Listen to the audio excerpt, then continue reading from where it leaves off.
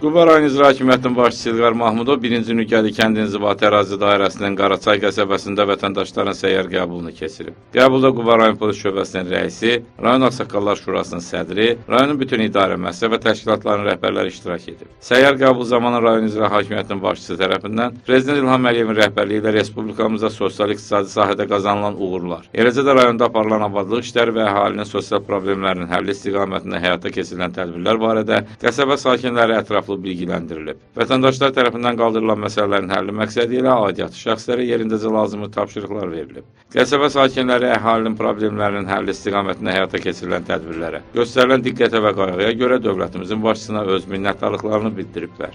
Bir yanda iri bir ağac var. Onun içi boşdur.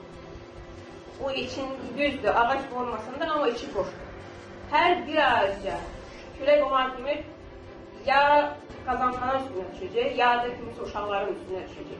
Dəfələrlə ekologiya zəngləmişəm. Qəribov Tərlan Telmanoğlu növrəsi var.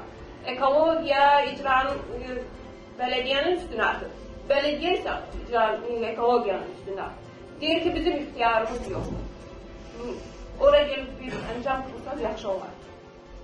Yazmışsınız məktub, ekologiya yazmışsınız məktub. Buradan isteseniz bu dəqiqədə gidip müşahidə edə bilərsiniz. İşi yoxdur. Bir de bize ekologiyadan dedi ki, eğer dedi, zabordan içindəsə direktor ərizə yazmalıdır. Eğer zabordan kənardadsa, deyir ki, o belediyeye ait. Belediyeye neçə dəfələrlə demişik. Onlar da bilmirəm də bir uşağın başına düşdüyün ki, sonra gəlib keçəcək. Roman baxar, rəsmiyyətə salın da həqiqətən elədirsə, sabah Allah eləməsin bir hadisə baş versə kim cavab verməlidir? Düzdür də xanım. Mən bilmirəm, ağacın mütəxəssisi gəlib baxsın, desin ki, həqiqətən götürülməlidir, yoxsa yox.